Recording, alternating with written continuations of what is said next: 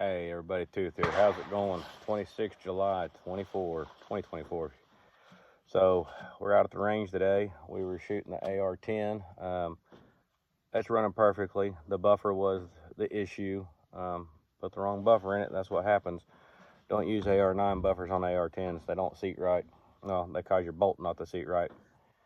Anyway, so we came out here today to check point of shift and all this other stuff, taking the suppressor on and off and everything else.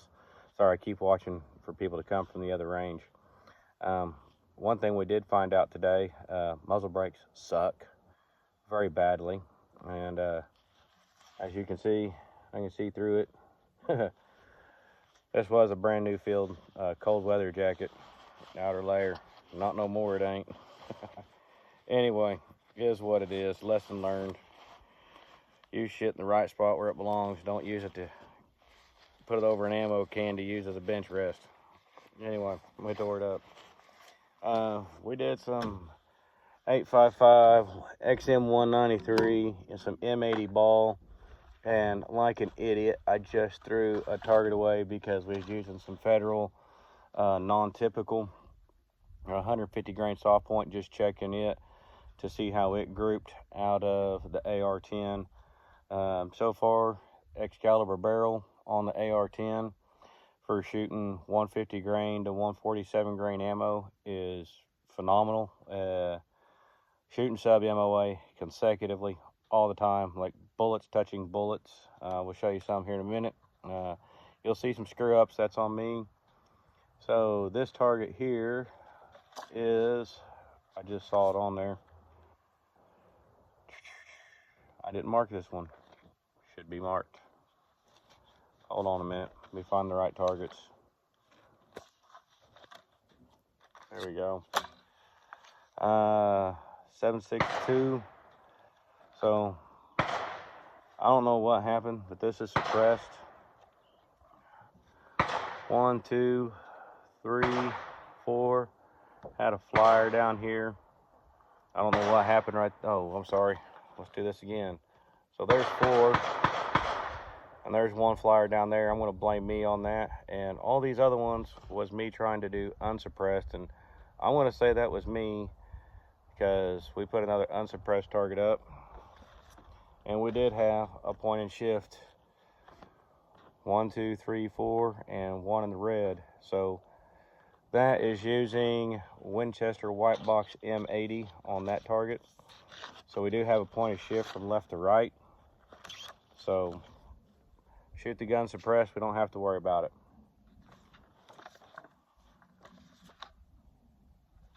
I guess my markings came off of this stuff. Mother Hubbard. Anyway. Yep, there we go, wrong targets. So this is XM193, suppressed. 1, 2, 3, 4, and 5. Then we unsuppressed it, and it just kind of started walking all over the place. We did shoot some other targets. We did tighten it up a little bit, and it is a point of shift, mainly an elevation of 2 clicks, so half inch at 100. So we'll sight it suppressed, shoot it suppressed, and then we will probably go ahead and do what everybody said I was going to do that I said I wasn't going to do. Probably going to wind up buying another suppressor. M855 is M855. It is what it is. 1, 2, 3, 4, and over here, and that was, 1, 2, 3, 4, 5 suppressed, and then unsuppressed. I don't know what happened. I got 3 up here, 2 down here.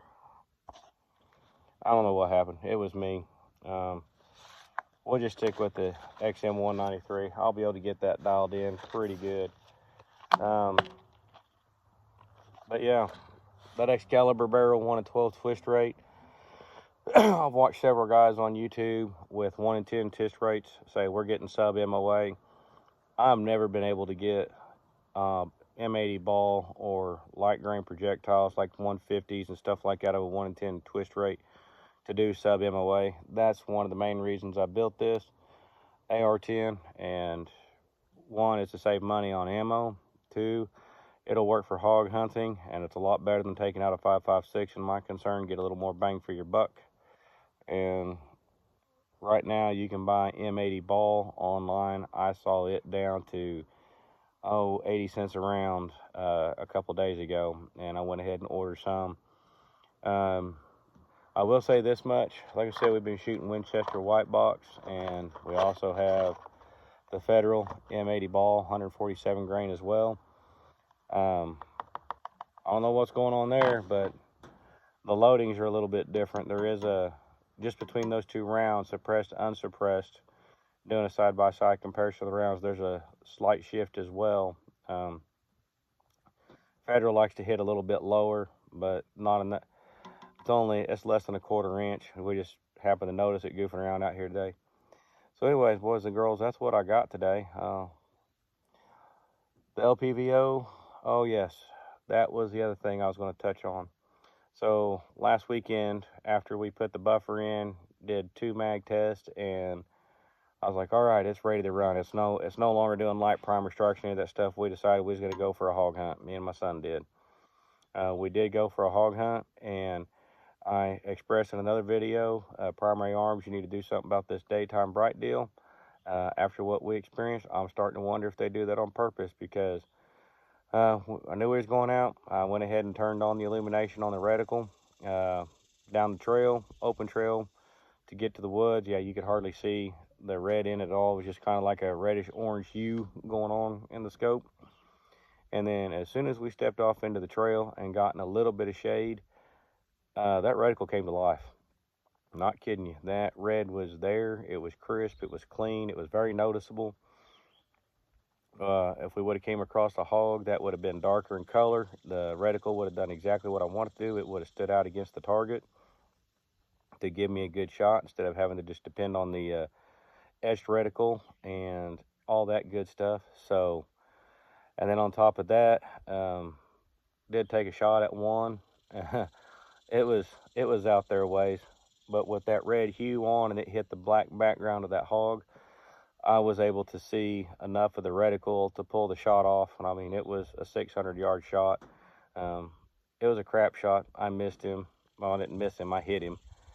And we walked all the way back down that road, and there was a little bit of blood, but I don't think I hit him good enough to do anything, so that little piggy got away.